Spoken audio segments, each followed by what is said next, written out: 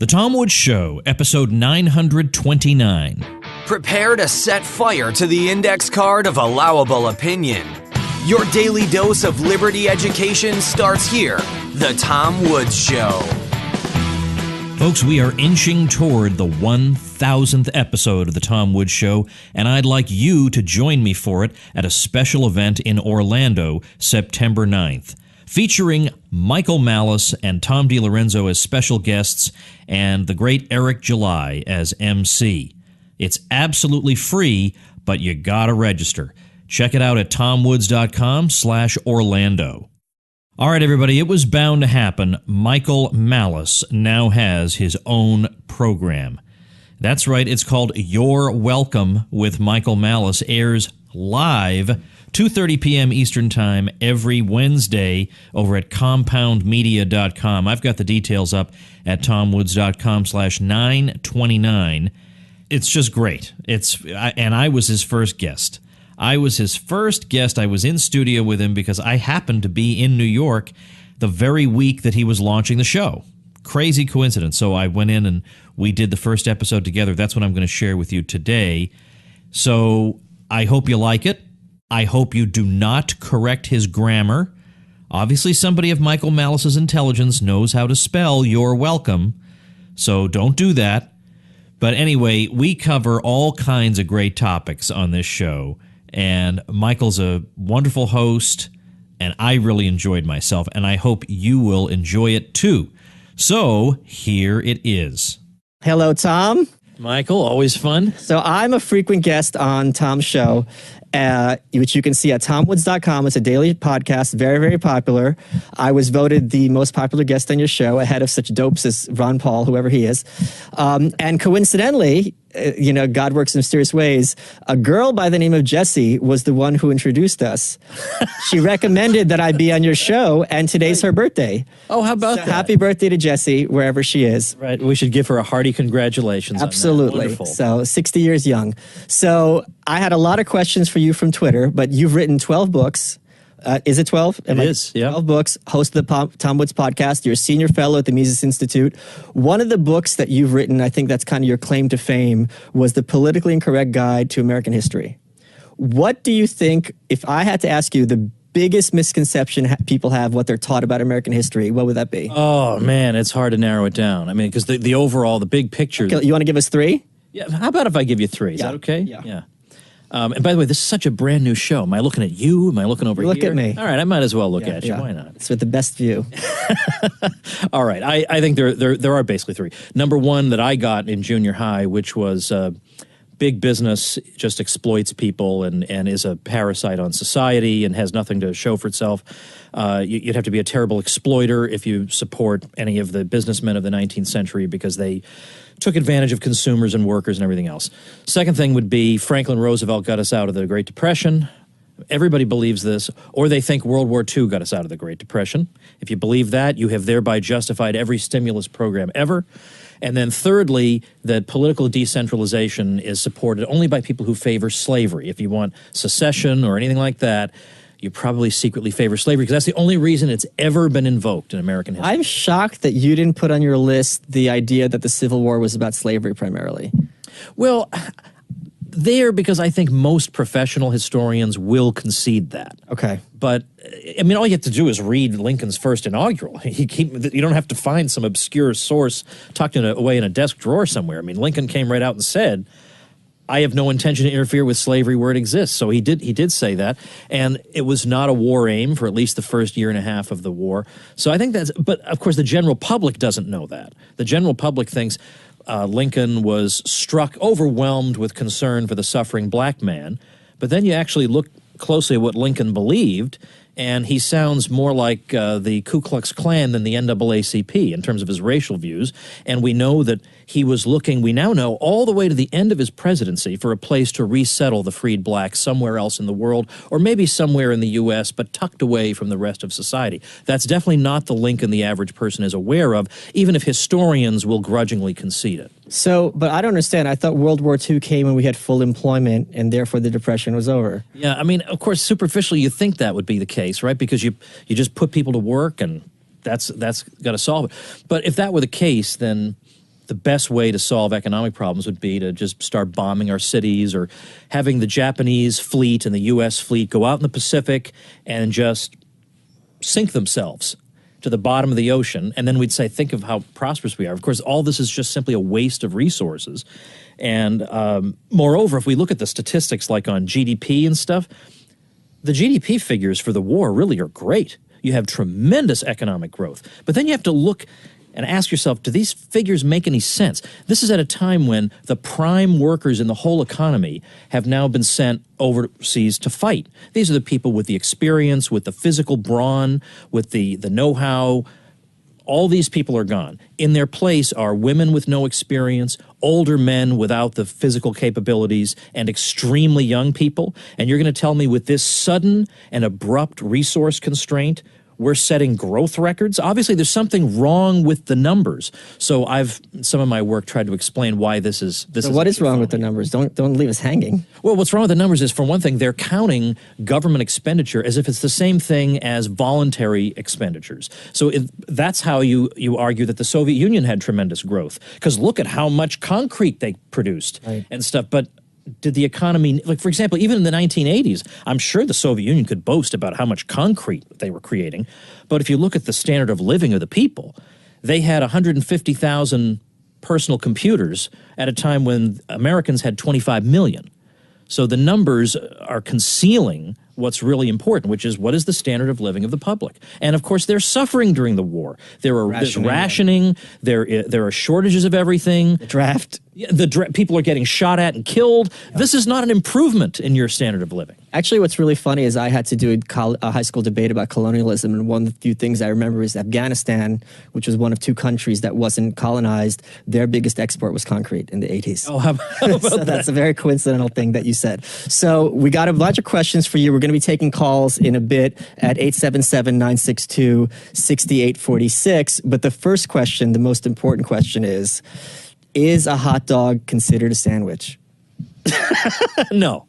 And yet I have no reason to say that. It's got bread and it's got meat. No, it's because sui generis. Because it doesn't have two openings. But if you, I agree with you. I agree with you. But if you accidentally tear that bottom part, does it become a sandwich? No.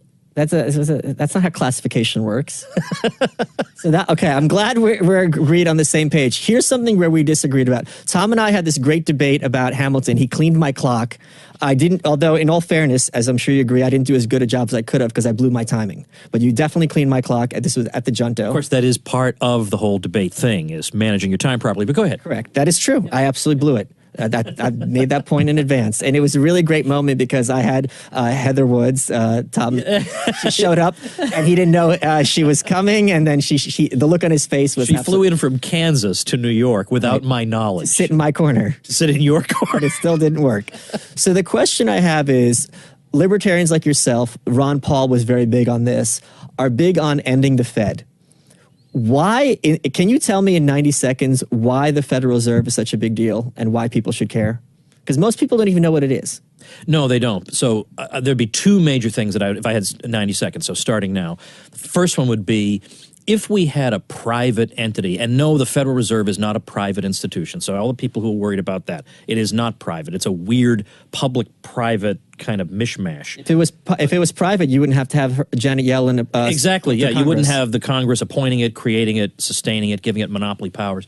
But if we had had a private entity in charge of the U.S. money supply for 100 years and it had lost 95% of its value, we'd never hear the end of it. Oh my gosh, this thing is destruction personified. But when it's a government-created agency, well, nobody's perfect. You get all these excuses for it. The second thing is, and so in other words, the reason you can't just pile up green pieces of paper to retire on is that you know that in 30 years that pile will be worth 1/3 of what it is now. Whereas in the old days, you could pile up, when gold and silver circulated as money, you could pile up those coins and they would hold their value through your retirement. But secondly, why does the economy, this is the key thing, why does the economy move in this sine wave where, we're up, we're down, we're up, we're down? Even there are some right-wing economists who say, well, got to take the good and the bad with capitalism. But what the Austrians have said about the Fed is that the Fed, by playing around with interest rates, it puts the economy on these artificial highs that Yeah, there's some prosperity there, but some of it's fake. And eventually the economy kind of catches up with this trickery because you can't really become physically fit by just drinking energy drinks. I mean, you get a brief burst of energy and then you crash. Well, same goes with the economy. So why do we have the Great Depression? Why do we have these cycles? It's because of the Fed. I think that's important. But we had booms and busts before the Fed existed. We did indeed, and I have a talk I gave at the Mises Institute talking about them. But even there, the same phenomenon that the Fed has just blown up to the nth degree is at work, is artificial credit creation that is made partially possible by federal government subsidies and various special privileges, creating more credit than there is savings to back it up. And so it leads to more projects being started than can be profitably finished. In other words, it gets the economy into a configuration that it can't continue that way.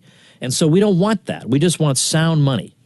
Here's what I love is when people first encounter like libertarian ideas, they have these questions off the top of their head.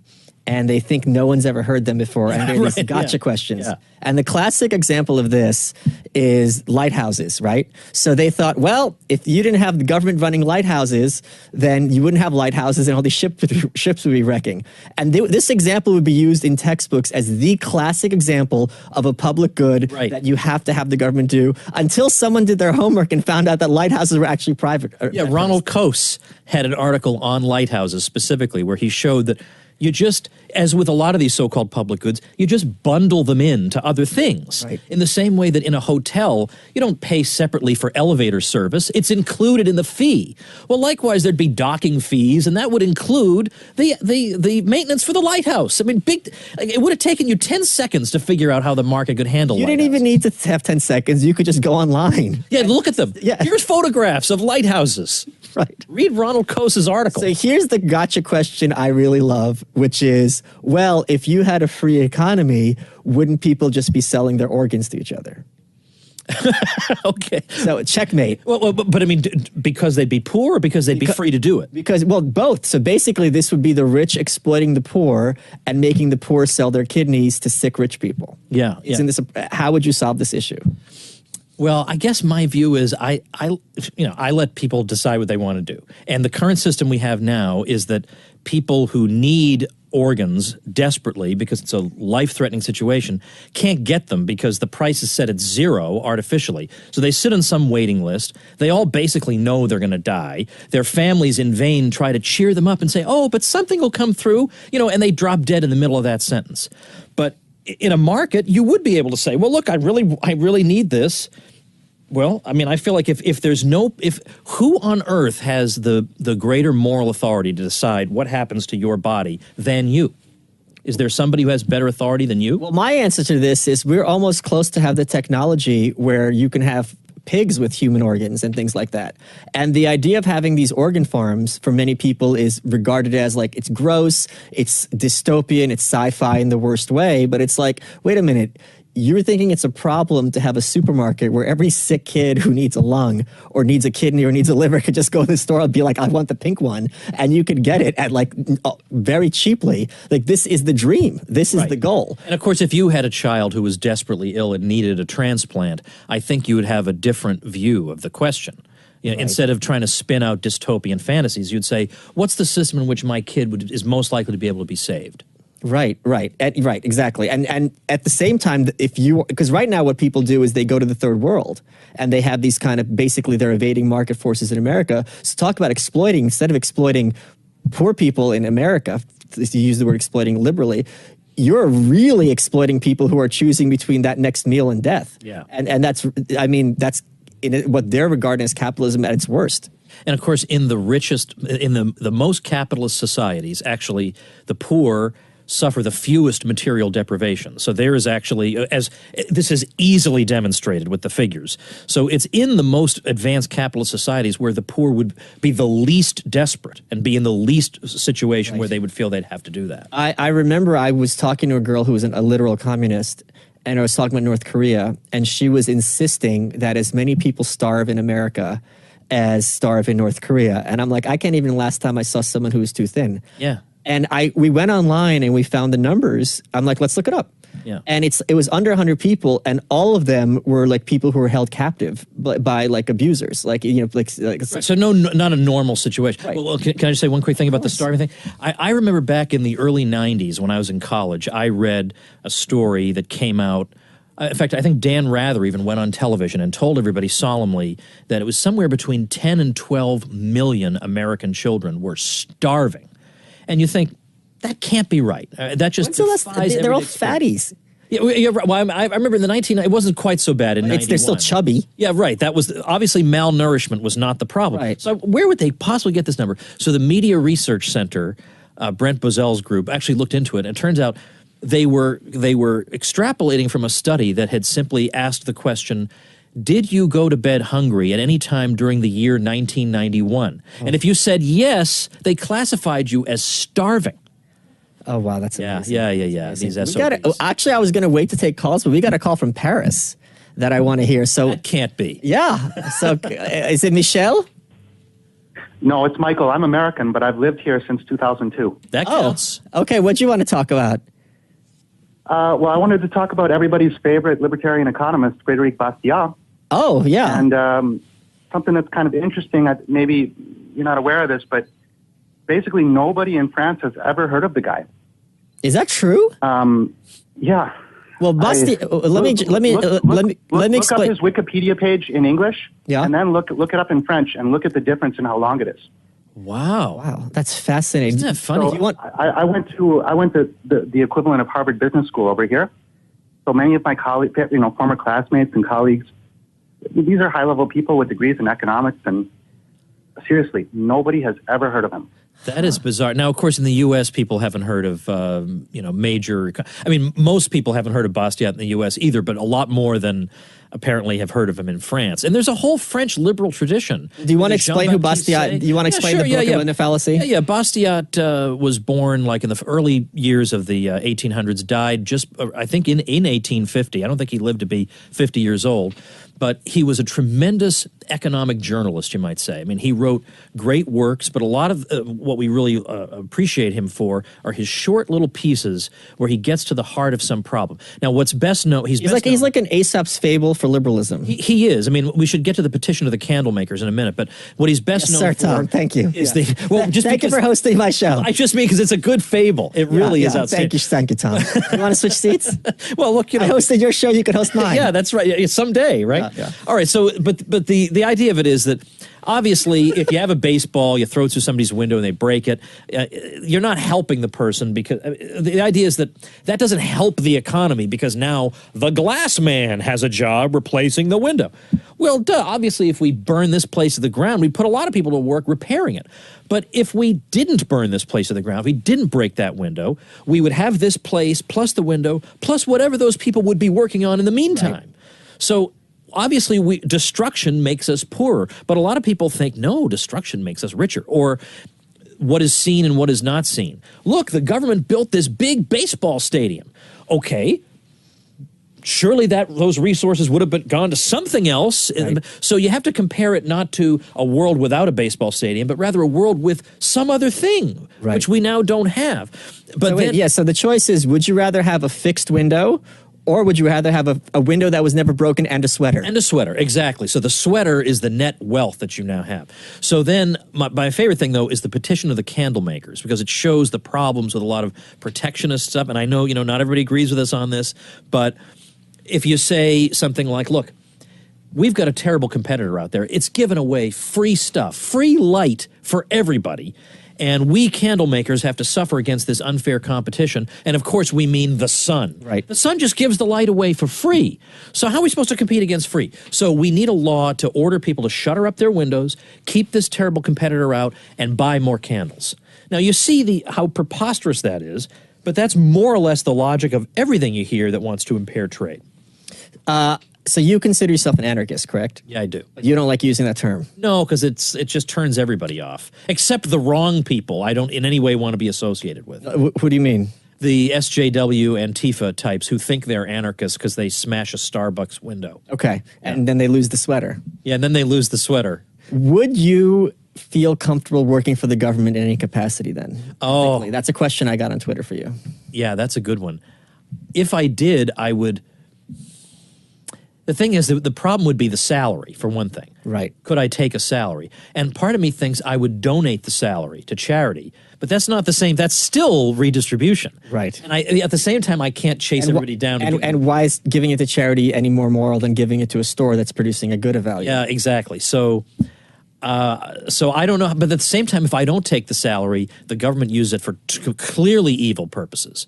So I don't know. I have to think about the salary question. But I could see doing it as long as everything I did was dismantling something bad. What would be the moral problem with dismantling bad things? Maybe you're validating the good things. Maybe you're validating the good things, right? Like you're saying, I'm taking apart this bad stuff. That means by extension, everything that's left is good. Yeah. Well, okay. But what if I said that as a caveat? It'd be like the Ninth Amendment. Just because we haven't listed something in the other 9 amendments doesn't mean that you don't have that as a right. So the Ninth Amendment basically says, you have the right to guns and free speech and assembly and everything. And if we forgot something, you also have that right too. How's the Ninth Amendment working out for you? Well, so yeah, but my point would be, I would be the believable. I would say, I want to abolish everything, and anything I didn't get to is only because I didn't have time. Okay, that's fair. I got another question for you, which I think is very interesting. Do you think there is something inherent in Christianity, because you're a Catholic, that went hand in hand with how much Western Europe brought to civilization, as opposed to other faiths? Yeah, I think there are a bunch of things. Now, at the same time, there are a bunch of things that can be exploited and twisted and used in extremely destructive directions. So there are a number of heresies that that led to communism, I think, or at least you could see an inspiration for communism in them. But like what? Well, for example, people will say the early Christian communities practiced property in common. And they would say, therefore, property in common is the best system for society. But there's nothing in that account that says any of this was coerced or anything but voluntary. So if people want to have a voluntary community where they share things, go ahead and do it. Right. But there's no suggestion that everybody needs to live this way. And the idea of private property is obviously taken for granted in the 10 Commandments. How can you have stealing if there's no property rights?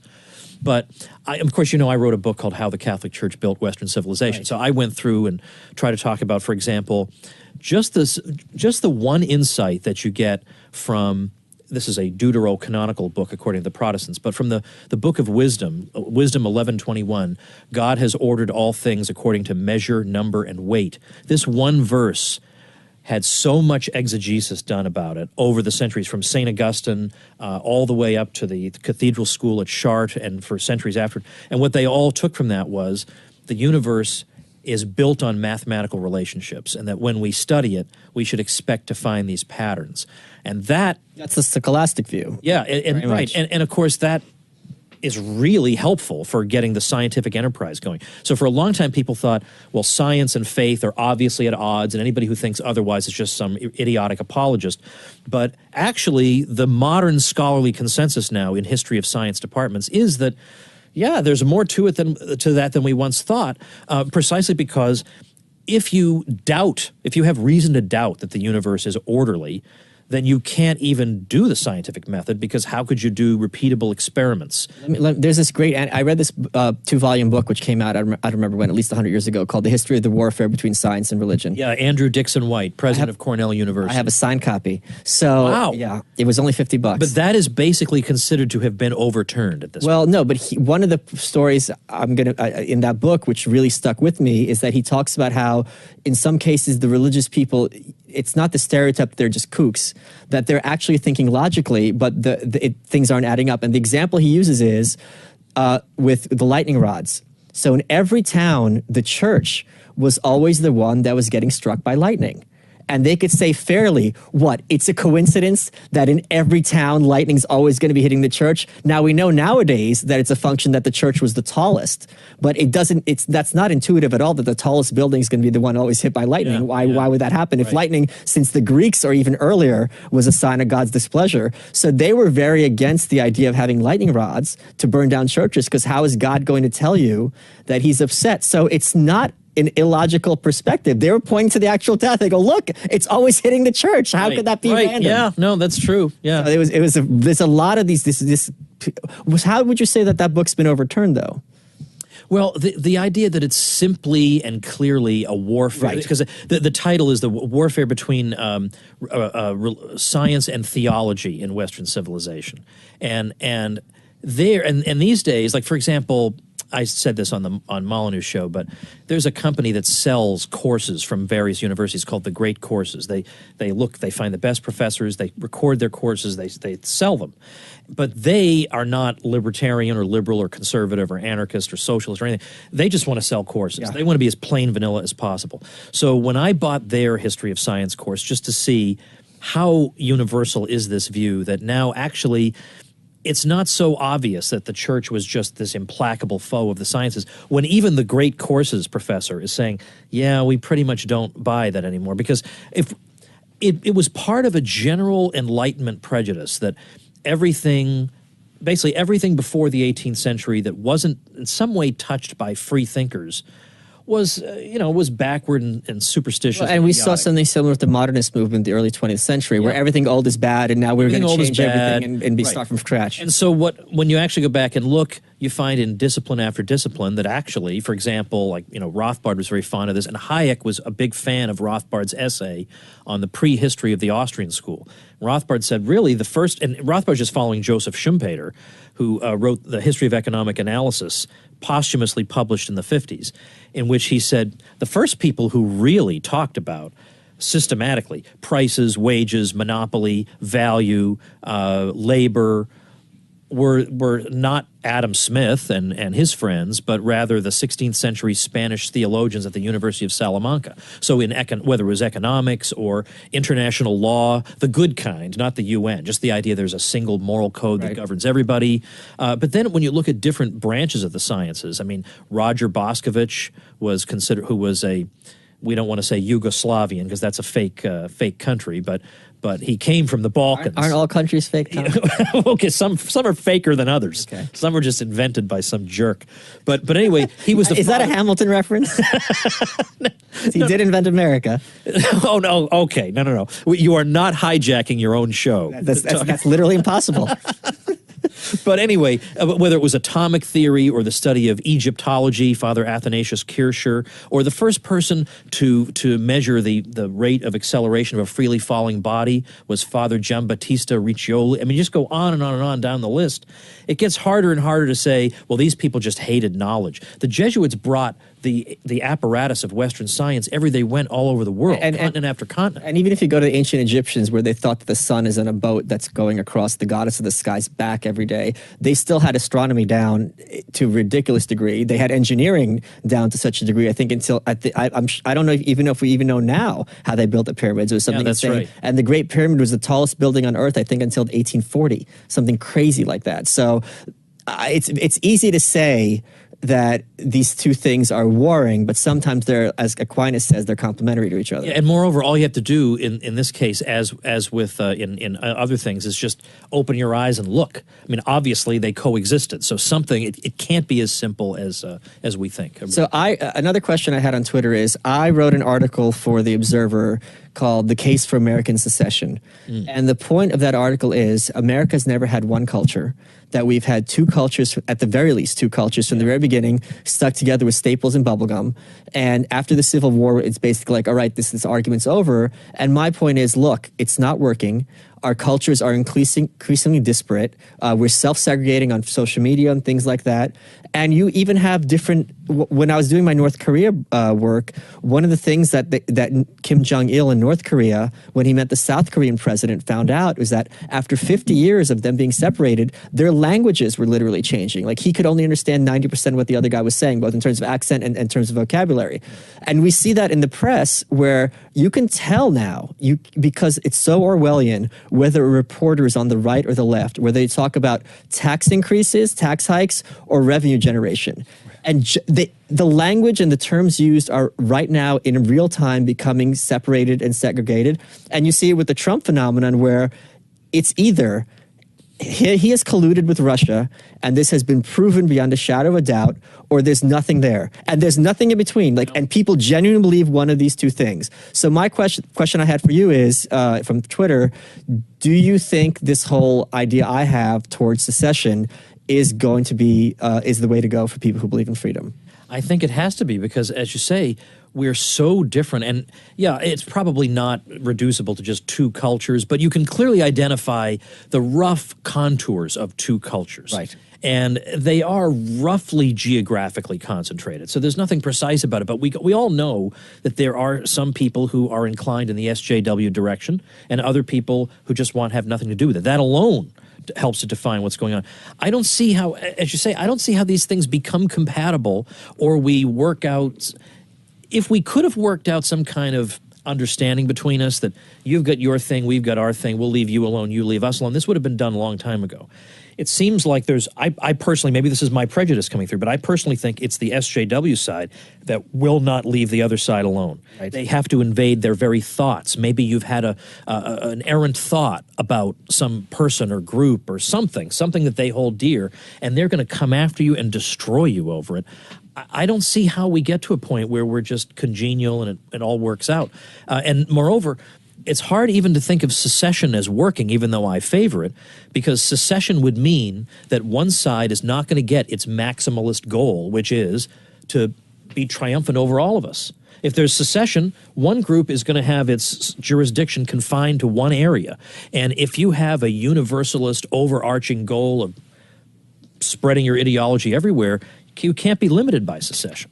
Right, because there's that phrase, if there's injustice anywhere, it's a threat to justice everywhere, right. Which, if you think about it for 3 seconds, is insane, because right now, someone is beating their wife somewhere on earth, and that's terrible, and I'm against it completely as you are, but it's not threatening me at all. Right. And it doesn't mean that if you get a parking ticket and you go contest it, that the injustice somewhere else in the world is going to affect that in any way. Correct, yeah. So we're taking calls for Tom Woods, 877-962-6846. When's the last time you did a call-in show?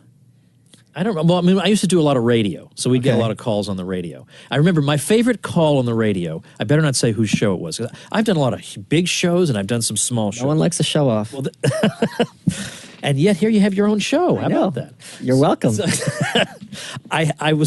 the guy called in, he obviously had not been listening to the show at all. He called in to tell the host that he was convinced that the elites of American society were sending secret code to each other through the political cartoons in his local newspaper. Oh, God. And now how they didn't, and at that point the host boasted to me, you know, Tom, we don't screen the calls on this show. And I thought, you don't say. Another question I had for you on Twitter is, what was the moment that made you decide to be a libertarian?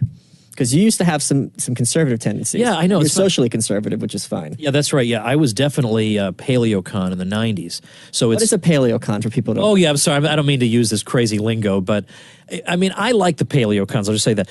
In the same way that there are neoconservatives who are people who their fundamental worldview comes from the left, because a lot of the founders of it literally came from the left, and they left the left, so to speak, because they did not like the left's position on the Cold War. They thought, we've got to fight communism.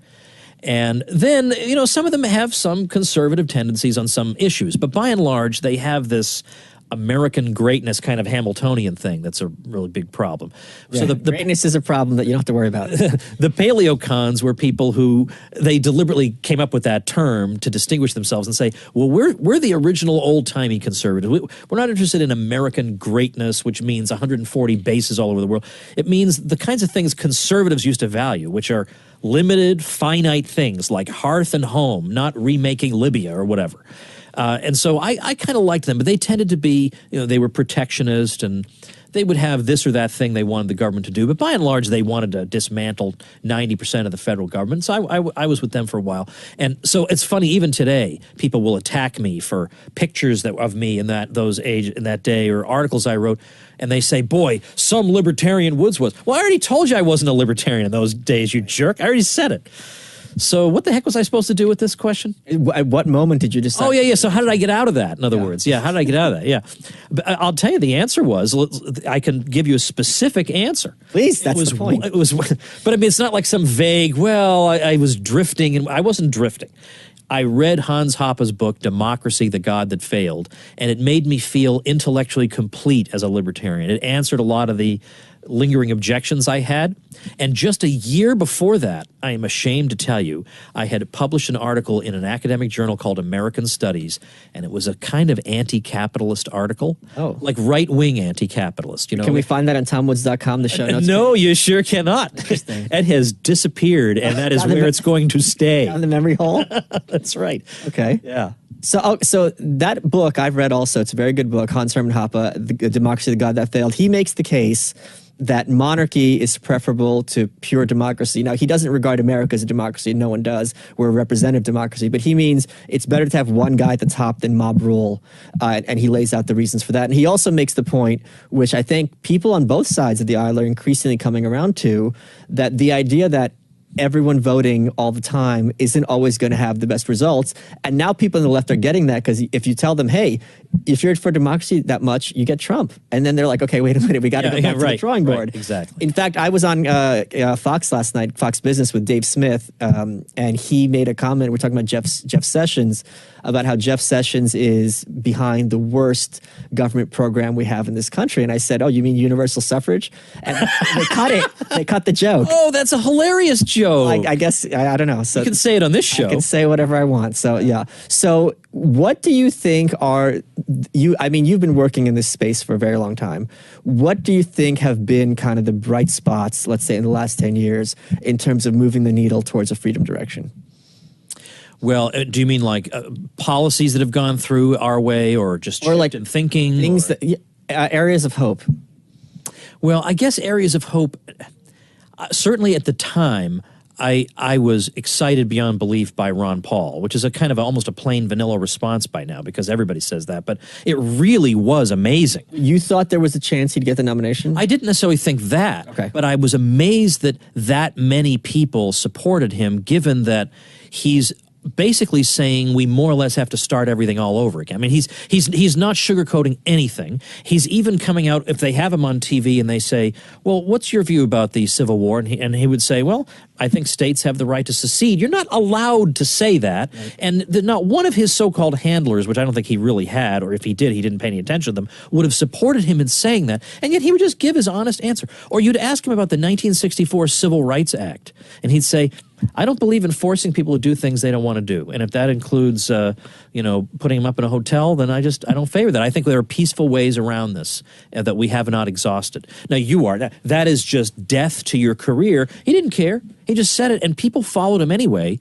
I thought, that's amazing. Now, no, not a million people. It wasn't like the Trump phenomenon. I mean, well, yeah, it was a million people, but you know what I mean? Yeah. It wasn't tens of millions, but the fact that many people were willing to go with a guy who, well, by his own admission, was not the most articulate guy in the world, but who just said what he thought was genuinely true and was unrehearsed and was saying radical things like end the Fed, bring the troops home.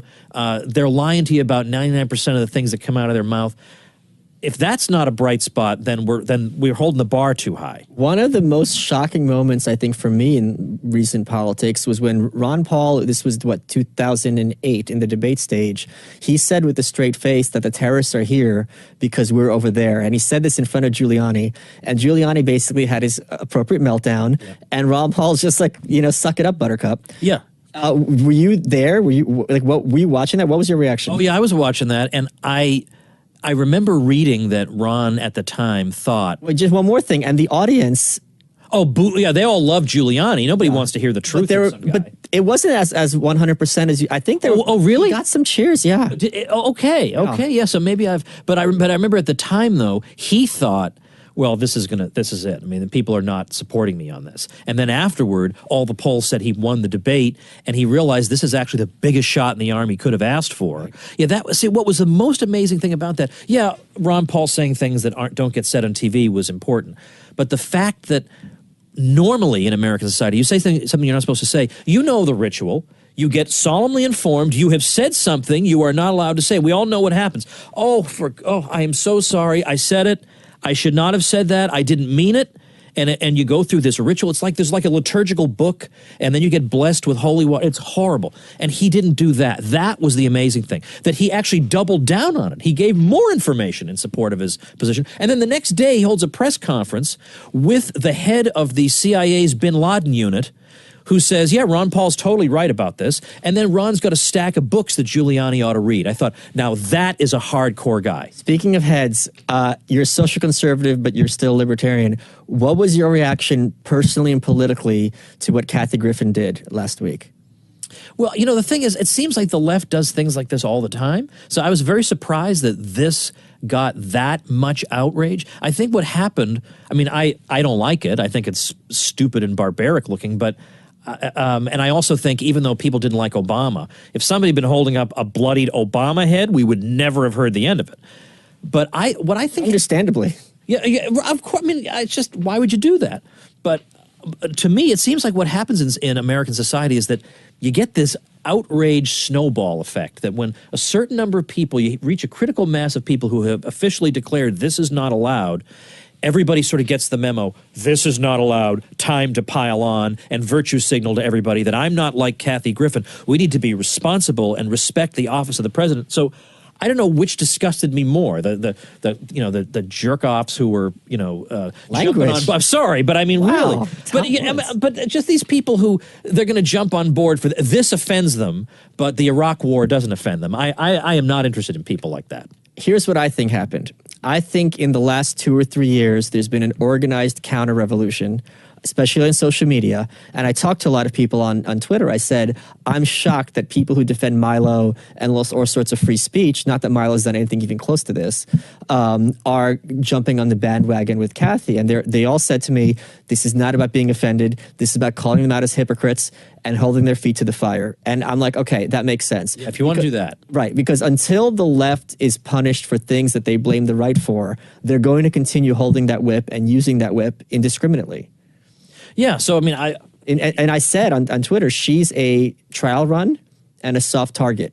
Yeah. Because it's kind of about unforced errors. And if you're going to be taking down people at random, effectively, people say offensive things all the time. And if you can misconstrue any, Governor Perry at one point during the debate said there's a dark cloud over America. They said, well, that's racist. It's about Obama. It's like, what, dark cloud imagery has been around since the time immemorial, right. Before we had any kind of president, even before a presidency existed or the concept of a presidency. But if any word can be twisted into being proof that not just that you're wrong, but that you're malevolent and racist, well, it's time for you guys to have a taste of your own medicine. Because again, I thought it was just a dumb stunt, but she might be the first person on the left who knows what it feels like to be the victim of a Twitter mob to this extent. But then the same thing... It's to the point of losing her job. The same thing basically has been happening to Bill Maher because he used the N-word on the show. Right. And he's getting that thing of... in fact, Al Sharpton said, we can't just say, well, Bill Maher is our friend and he's a liberal, so therefore he gets a pass.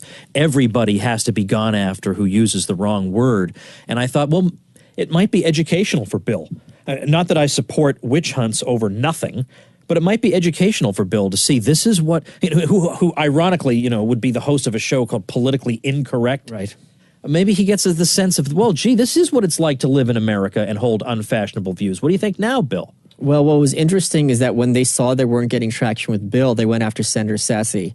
Yeah, why didn't you speak up in outrage in the 10 seconds of thought you had to put together a coherent... And then to read his official statement, which was such a load of crap that there's no way in the world he was actually ever going to have spontaneously said. Well, the point is, I said... His response demonstrates that the role of conservatives is to bow down and humor progressives in the domination, because he's like, I did the wrong thing. I should have been more outspoken. It's like, why are you letting the other side tell you what words you can and can't use? I mean, from a strategy point of view. But the thing is, but also from a strategy point of view, I can totally imagine him thinking, why am I going to let Bill Maher be an albatross around my neck the rest of my career? I'm just going to get rid of this right now. You don't think he legitimately feels that he did the wrong thing? I think he feels like, well, I can't tell. I mean, I think these conservatives are progressives at heart, and when he saw the backlash, he's like, I did the wrong thing, and I have to make it right. Because but notice, but when he saw the backlash, initially, he here's didn't how- walk out reproaching himself. Well, because what happens is, I'm sure this is not a word he's heard a lot in this context. The audience laughs. He's talking to a comedian, so he's like, all right, I guess they know better than me. So Plus, comedians obviously have a kind of poetic license. and he's referring to, and Mar was referring to himself, of course. Right. So in that context, he's just going to go with the crowd, be like, all right, this is the hip LA crowd. I'm from Nebraska. Okay, if they think it's funny, ha ha ha ha. Yeah, And he sees the reaction. He's like, okay, now I better kind of backpedal. But I think at base, he genuinely is one of these people who conservatives on one hand will argue against political correctness, but on the other hand, they'll be for it. Yeah, no, they basically have internalized the whole thing. That's true. But my point is that I just don't think that in that moment he was thinking, well, I'm going to be in trouble over this. I think, of course not. I think he's thinking, well, comedians say crazy things, and plus there are comedians who have said far worse things than that, probably saying them while you and I are sitting here all day long, every day. Who knows what they're ever going to latch on to say, now this was the unacceptable one, but these 27 other things are fine. And this one senator's got to stand there and be the policeman to figure out what's what. The whole thing's impossible to navigate. Yeah, it was kind of funny to me because I had a similar vague experience where I was on a show and we were talking about North Korea, and I just mentioned how they're getting information because they're getting memory sticks from South Korea and China. So the North Koreans are learning about the outside world. And the host goes, oh, do they beat them with these sticks? And I just laughed because it was so like, first of all, it's not a literal stick. So I don't even know where to start with that, number one. Number two is like, yeah, you laugh because like, what do I do with this? Yeah, right. It's kind of like a Borat moment. It's like you kind of like chuckle because it's like, I just want this moment to pass. Yeah, right. Yeah, I bet it was like that for him. Yeah. So and that's exactly the look in his face. He's kind of confused and taken aback. My gut tells me, here's what else was fascinating about the Kathy Griffin thing. She said, and this is again speaks to how they don't get it. She said that Trump mobilized his army against her and that it was a mob mentality. And what the point I think people don't realize, especially people like her, is Trump is the consequence of this army.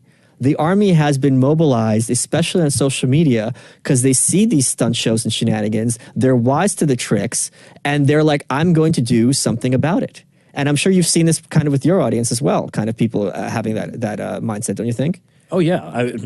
These people have only themselves to blame. And this is almost becoming accepted by everybody. I think even a few of them kind of understand when we take an entire demographic in the U.S. and we ridicule them and we pummel them constantly and we crap all over things they believe are sacred. And then all of a sudden they rise up and say, I'm tired of being treated like dirt and talked down to by what? Celebrities with an IQ of 65? Nope, not happening anymore. Yeah, I think what the parallels are very close to like in an abusive relationship where at one point the wife's like, you know what? I've had it. I'm walking out the door, and in his head, he's like, "I've been beating you up for years. Like, what's exactly. changed? Doesn't make any sense. Why would this happen now at this moment?" And we agreed that you deserve this. Yeah. And now you're all like, "Where's this coming from?" From his insane point of view, it doesn't make sense because her role is to be kind of the one who's subjugated. Yeah. And I think this has been the case for decades in this country until very, very, very recently. Now, it's not like I assume here I don't have to make the caveat that I'm not a big Trump supporter and all that. But even still, the fact is that these people that we're talking about, whether it's in entertainment or academia or whatever, all these elite people, their view is that we basically get our way. Yeah, we'll let you elect a George W. Bush once in a while because he's very safely on our plantation. There's a word you better correct me on because that has to do with slavery. Or otherwise, if you're not outraged enough that I use that word, it could be trouble. Thank you for telling me how to host my show. Yeah, exactly. So anyway, George W. Bush, okay, they're okay with that because they know that he'll basically do most of what they want, and he's not going to stray that far. But generally, they get what they want. Bush got a lot of backlash. I mean, come on. Well, that's right, but not like they're given to Trump. I mean, like now, just the other day, Bono has his arm around George W. Bush because we helped stop AIDS in Africa when you were in office, and it's got 88,000 likes on Facebook. They're all saying, "Isn't that sweet?" They're not saying, "Wait a minute, that guy was a crazy mass murderer in Iraq." They don't even think that way. Do you know about the Texas handshake, by the way? Should I? No. So George W. Bush, this is what a piece of crap he is. He would do something what he called the Texas handshake. So he's like this big frat boy. He would eat like his barbecue and disgusting food. he'd have interns come into the Oval Office and he'd fart a lot and fart it up and have his arm around them and watch their face like after they have to maintain their composure. Oh, my. While the president of the United States is stinking up the Oval Office. Look it up. Well, there's an even worse story about Lyndon Johnson. Oh, well, I better not tell it with the kids present. I have a couple of my daughters here in the room. So. Lyndon Johnson will often have meetings with his genitals out. Well, that was what I was getting at, but I wanted to, Okay. ixnay on the genitals, J. Stay in school and stay off the pipe. That's right. But anyway, dear readers. What I wanted to say was that they always get they basically get what they want culturally. Everything goes their way, and then now they've got Trump in office, who is not actually as radically different from them as they think he is. I mean, he is in some things. But now it's like, well, it's not like, well, okay, they're bound to get their turn, so we got to just suffer through it. It's, okay, it's the Russians, it's whatever will stick. This guy has to be driven out. I don't care if we have to pair up with the CIA, the international community, whatever we have to do to get rid of this guy. They can't just say, well, now it's their turn, because they don't get a turn, because we run this place. What was fascinating to me, and if it wasn't, you know how people say Ayn Rand's books are unrealistic, which is partly true. Yeah.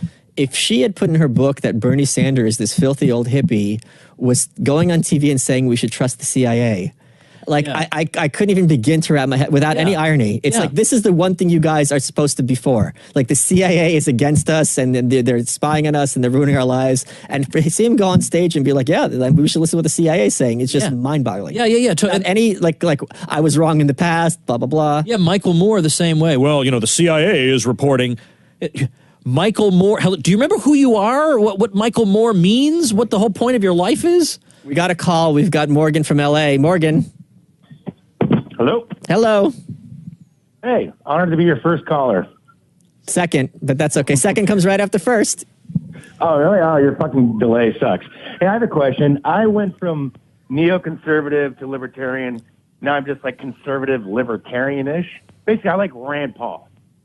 And it seems like... You're the guy? You're that one guy who likes Rand Paul? Yeah, I don't know why everyone else doesn't jump on the bandwagon. Like, no offense, but the true anarchists or libertarians are like furries. Just philosophy, nothing really putting in action. And you have one guy in there who's respected, kicking ass, not with everything, but it seems like everyone should just form behind him. Well, not just wait for the second coming of Buddha or... I don't think Buddha has a second coming, and my understanding is furries are all about the action, not the philosophy. So there's a few metaphors that are wrong here. I want to my favorite Trump moment, one of my many favorite Trump moments, is the second debate. People forget about this. The first question goes to Carly Fiorina, right? There were 11 people on that stage. And they go, Carly, what do you think about Donald Trump and having his finger in the nuclear button? Because that was the big argument, just like with Goldwater, like Trump's just going to nuke people when they send him a mean tweet. And she gives this double talk out of both sides of her Botox mouth. Oh, I like him, I don't like him. We got to support what the people want, blah, blah. It goes, Mr. Trump, what is your response? And the first thing out of his mouth is, why is Rand Paul even here? He's at 1% in the polls. He's all the way at the end. He's horrible. It doesn't make any sense.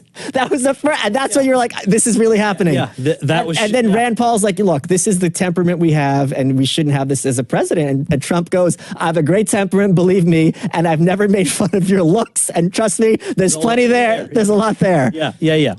All right. So, on the Rand Paul question. Yes. And then, he was on Vice, and then he was getting all this great, restoring, ex-felons' rights and voting registration, and, he had a lot of momentum going. And then he just tried to be Mr. Conservative, and he took shit to bed. I mean, he was... Well, that's the whole point. That's why everyone turned on him. People, and plus, I don't know, I mean, is giving ex-felons voting rights a big priority of yours, Michael? No, it's not really on my list of 10 things. Well, I'll give them the right to choose their method of execution. I think that's fair. Well, I mean, look, on Rand, I think he's pretty good right now. Thanks, Morgan. I think he's done good stuff under Trump, and I think when really bad people have been, we've heard names floated like Elliot Abrams, whatever, Rand has said, look, I am not going to let this guy on. That's when he's at his best. But when he's in these Republican debates, he's just much too milquetoast. It's because I know what his, I think I know what his beliefs are, and I think he feels like if he's too one way, then he's going to lose a lot of people. He will lose a lot of people, but he'll gain some excitement. Instead, he gained no voters and no excitement. Well, pick one thing and then just stick with that. And it's not a bad thing to be associated with your father. You shouldn't be ashamed of it or want to run away from it. Your father's why you're in the Senate. Right. Right. Do you have any information? I mean, the big theory among all my friends is that he was kind of a Manchurian candidate, that he's going to posture as a conservative, and then when he gets in office, he's going to like let all drug users out of jail, things like that. Do you have any information? Was that kind of the idea? I don't have anything that would verify that one way or the other. I mean, it's possible, but on the other hand, is there any evidence that that's ever happened before, that we've had a candidate who, I mean, Ford in the pardon of Nixon. Okay, yeah, and then also FDR kind of ran a confusing campaign, which you could have thought he was going to be a budget cutter. Right. And then he really wasn't. Right. So, yeah, he promised, he was yelling at Hoover for, this is another big thing with libertarian history, is that people are saying Hoover is this right-wing conservative and FDR came and saved us from him. But basically, virtually everything FDR did has its roots in what Hoover did, who was very much a moderate, if not a liberal Republican. Right. Is that so? So what do you think in the last 50 years, when people are taught about their history, that they get wrong? Oh, well, let's see. Oh, that's a tough one. Well, one would be, I think people think, this is true in a variety of regulatory agencies, but they think that we have some problem, then there's a government agency that's created, then the problem diminishes, therefore the agency caused the diminution. For example, the big example would be anti-discrimination law is why there are more blacks employed in different places and less black poverty. But the trends in black employment and income were already existing and were not accelerated by the Act of 1964. Same with Hispanics, same with Chinese Americans, same with Japanese Americans. Or if it's workplace injuries, yeah, there are fewer than before OSHA, but that was already falling before we got OSHA. Fewer accidents, but that was already happening. So people think they give government credit for more than it deserves. And it makes sense. We even see it very recently where Breitbart always said that politics is downstream from culture. And you saw with Hillary Clinton and with Barack Obama, it's only when 50% of people in America were for gay marriage that they came out for gay marriage. Yeah. So the culture comes first, and then you have the laws and so on that follow. So same thing with the 60s and earlier. People were getting less and less prejudice, and only then were politicians willing to stick their necks out. Yeah, exactly. What politician, a white politician in America, there's very, very few, certainly it's not going to be a majority, are going to stick their necks out for black people if it's going to cost them their seats. That almost never happens. Yeah, it doesn't even make sense, especially given how much more racist America was 60, 70, 80 years ago. Yeah. So yeah, that's exactly right. Attitudes in society change, and then politics follows. One last question, then we have to wrap up. What do you think of this whole Brexit stuff? And do you have any thoughts on the British election?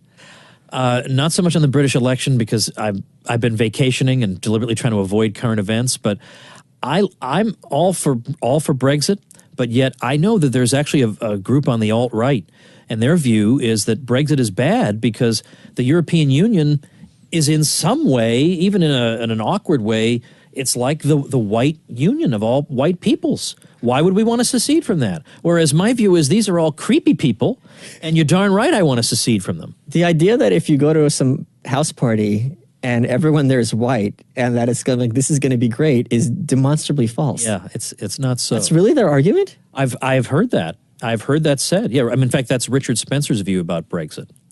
Wow. Is that I'm not so sure how I feel. And the same reason that the alt-right is not so sympathetic to the Southern cause in the so-called Civil War.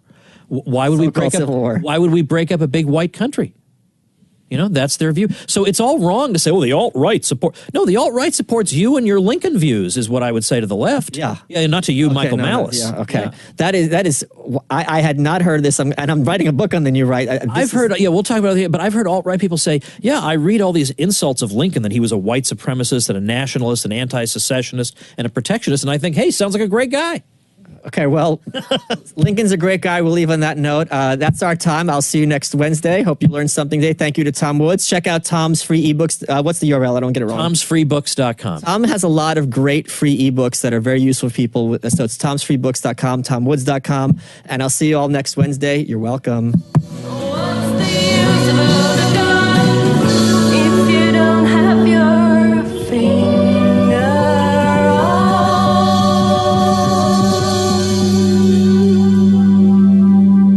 That was Your Welcome with Michael Malice. Get the details at tomwoods.com/929. Also, I want to let you know about a blog and soon-to-be podcast created by a listener, and that is thelibertyparent.com. It is thelibertyparent.com. And it's a site for all of you out there, like me, who have kids and they're in a non-libertarian world and they have questions and they're surrounded by points of view that are different from yours, and you want to know how to handle that, and you don't necessarily want to program your kids or brainwash them, but you do want to give them good answers to questions, and you do want to have resources for them. So these are the kinds of things that are going to be covered over at thelibertyparent.com. So I urge you to check that out. I'll link to it also at tomwoods.com/929.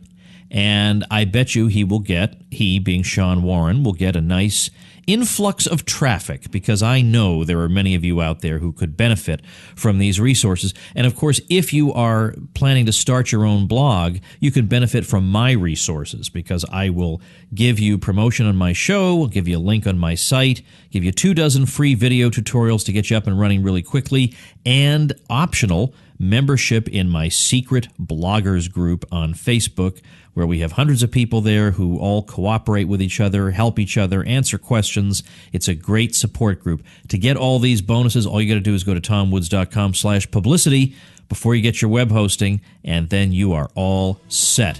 All right, thanks for listening, everybody. See you tomorrow. Become a smarter libertarian in just 30 minutes a day. Visit tomwoods.com to subscribe to the show for free, and we'll see you next time.